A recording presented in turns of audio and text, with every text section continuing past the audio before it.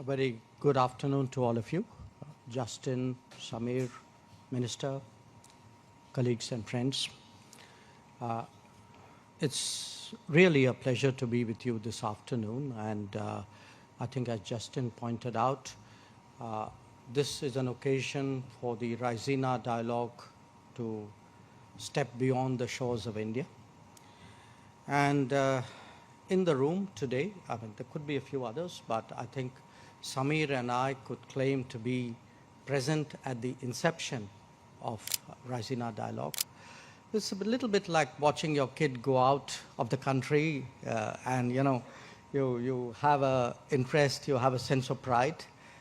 And really thank you very much for partnering us in this enterprise. And I hope in the coming years that this would become the premier India-Australian forum where we can discuss issues of common interest.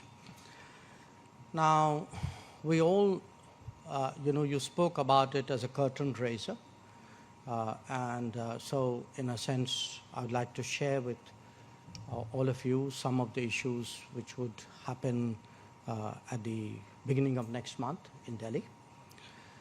Let me first say that at this time, it's important we all appreciate that the larger outlook as we see the world is one of great uncertainty, a lot of unpredictability, new players, new behavior.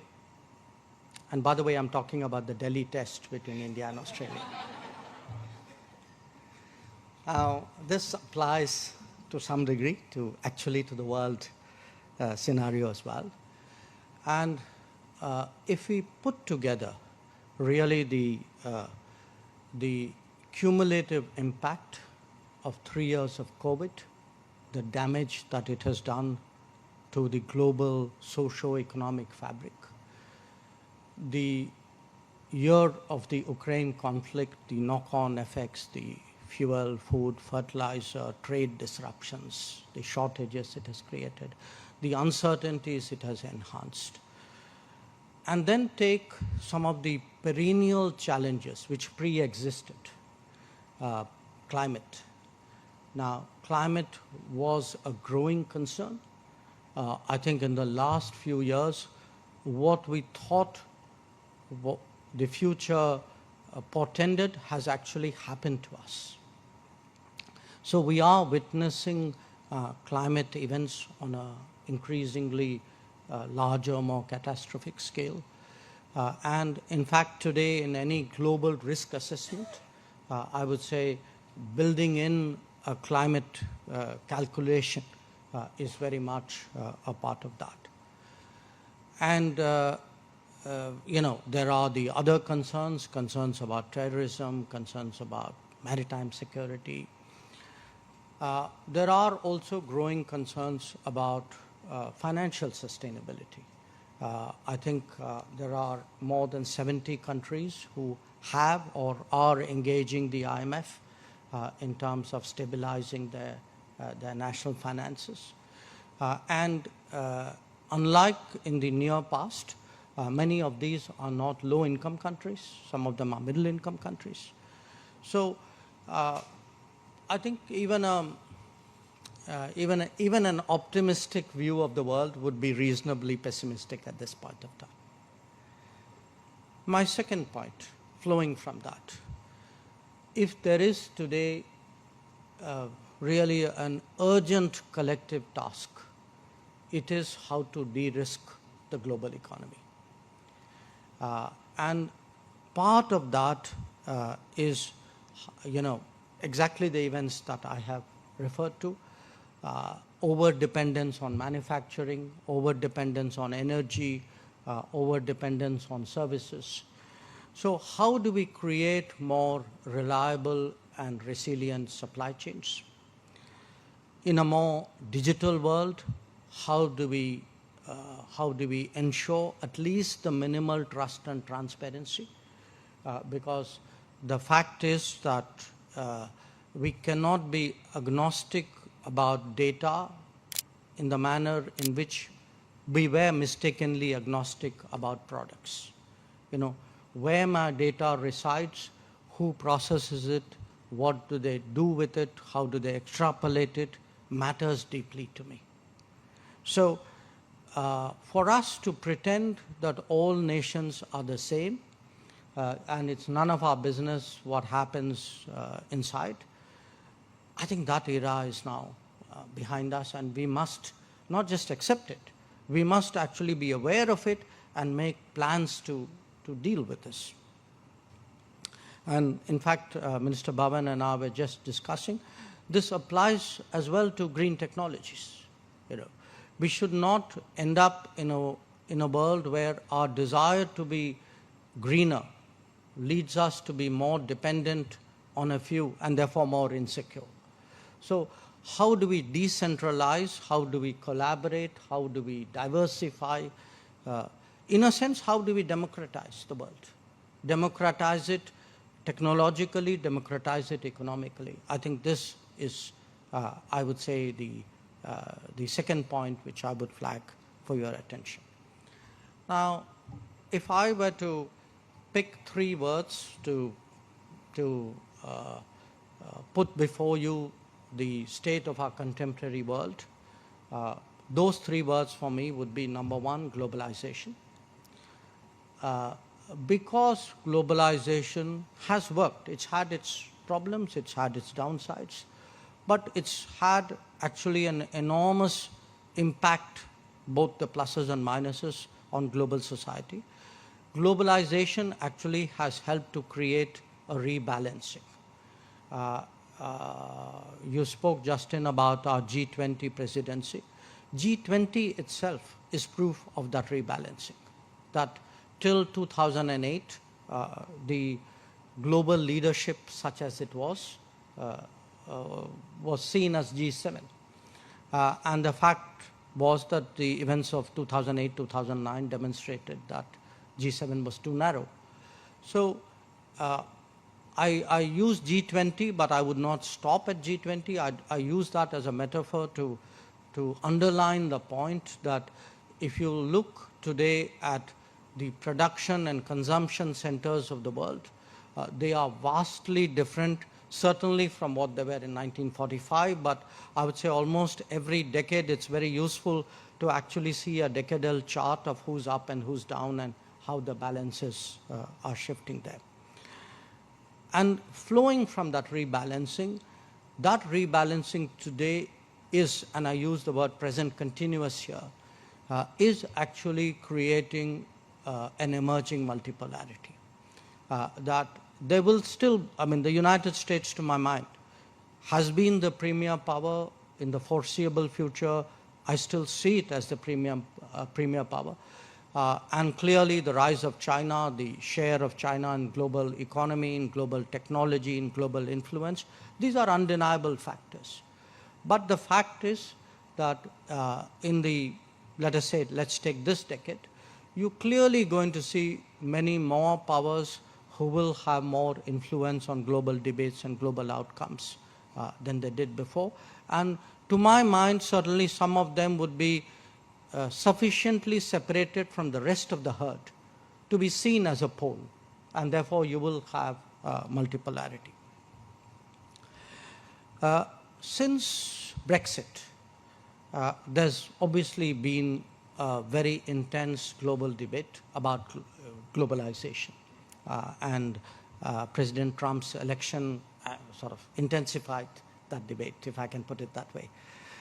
But to my mind, you know, it's not an issue of is globalization good or bad. You can't turn it back. It's there for real. It's hardwired into our existence.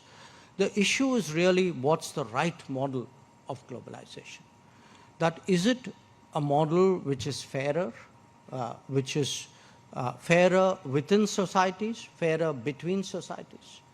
Is it a model where the benefits exceed the vulnerabilities? Because that is today also a very important downside of globalization. So I think that's, to my mind, actually a key global debate.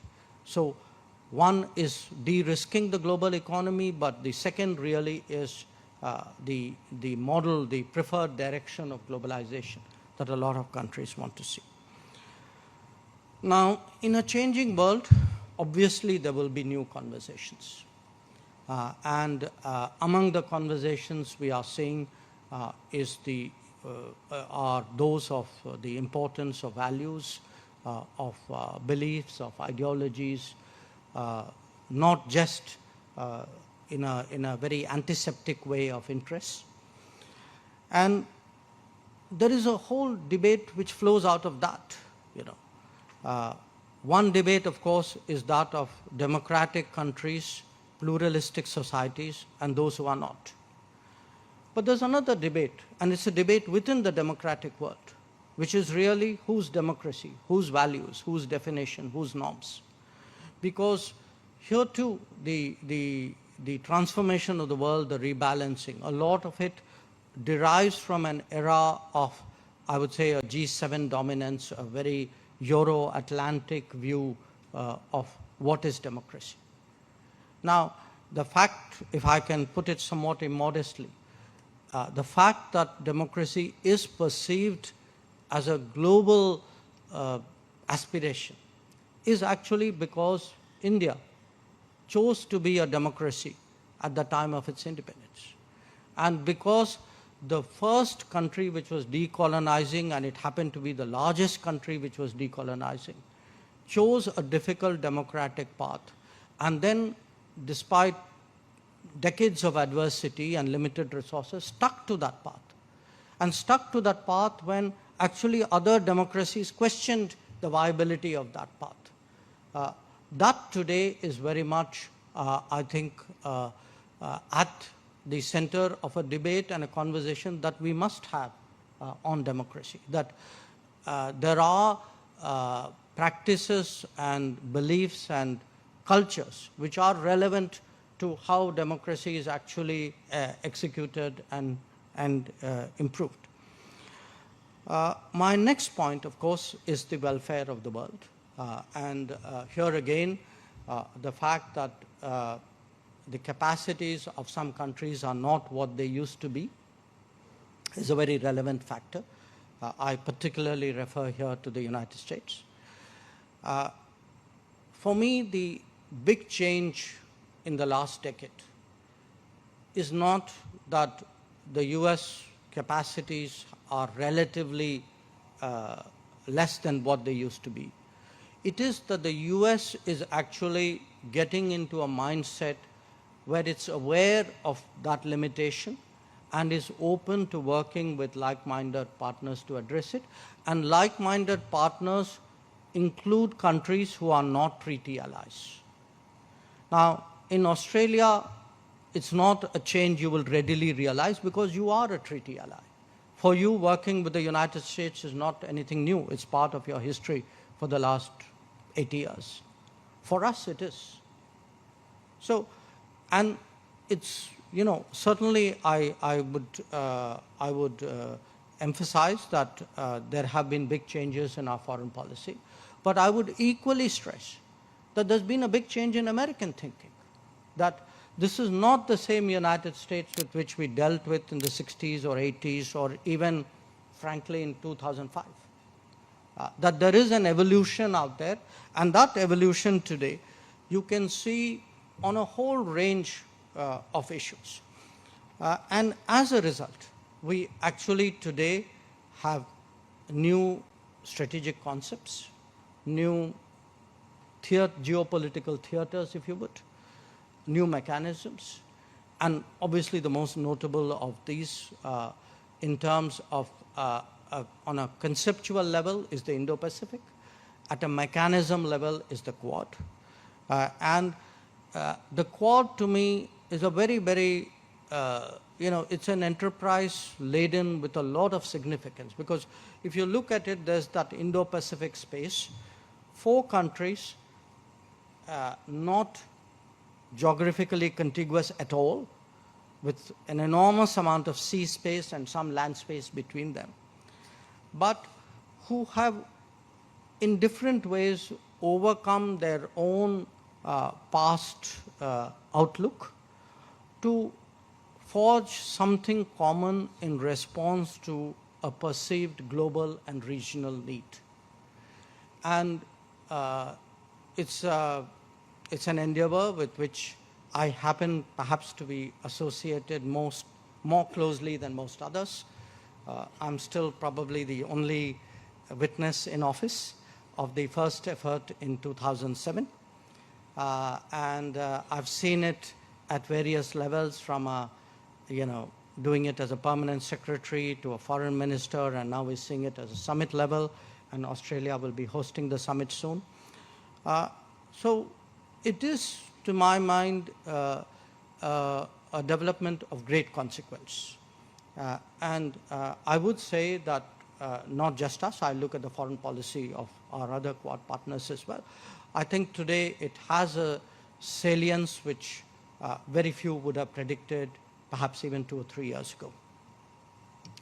So finally, let me end with a few thoughts on our G20 presidency.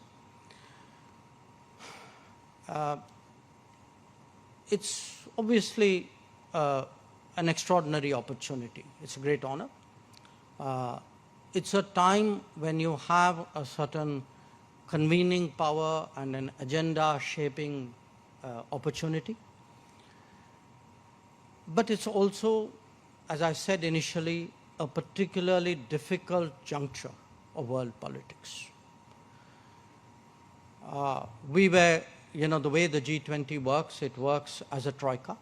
So the incoming and the outgoing are associated with the current chair. So we had some visibility, perhaps a little more than visibility, some role as well, a supportive role, when our predecessor chair, Indonesia, was holding that responsibility. So we know that last year was a real struggle, that the Ukraine conflict had very strongly polarized the G20. All of us worked very hard to find some kind of common ground on that issue. I believe that we did succeed finally at the Bali summit, and I really think an enormous amount of credit is due to Indonesian patience and creativity in that regard. But today, the rest of the world expects the G20 to address its concerns. Because the rest of the world actually, and the rest of the world is another about 180 countries, that they have real problems, pressing problems, deep concerns.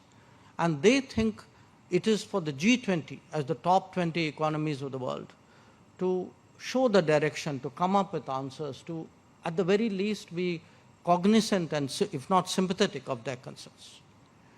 So our hope is that we are able to steer the G20 in the direction in which it should go, to undertake the responsibilities, the remit with which the G20 was originally tasked, which was economic growth and global development. And we are doing this not as shall I say, feeling the vibes from the rest of the world. We actually did it as a practical, empirical exercise in the month of January. We actually consulted 123 countries, and consulted means at the level of Prime Minister himself and cabinet ministers. We have a good sense today by asking the world, literally asking the world, saying, here we are with this responsibility. What is it which is uppermost in your mind? What is it which is your most pressing concern? And what can we do about it?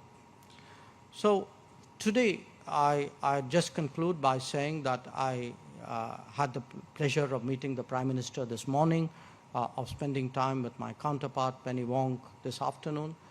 I think from what I can see, the Australian view is very much aligned with the thinking which I have put forward. For me, this relationship is exceptionally important, and I can only underline that by the frequency of my visits. that it is exceptionally important. It would, for us, make a big difference in the G20, in the Quad, bilaterally, and I think regionally as well. You know, I'm coming here after spending 3 days in Fiji, so do bear in mind that the India that I represent today is also an India whose influence and interest and footprint is growing in the world. We feel we can be of utility and support in regions which may not be that proximate to us. So that too has been part of my conversations in Australia. So once again, I would thank both ASPI and ORF for providing me the opportunity to share some thoughts about our relationship, about my visit, but most important, to show you the first trailer about what's going to happen in Raisina Dialogue. Thank you very much.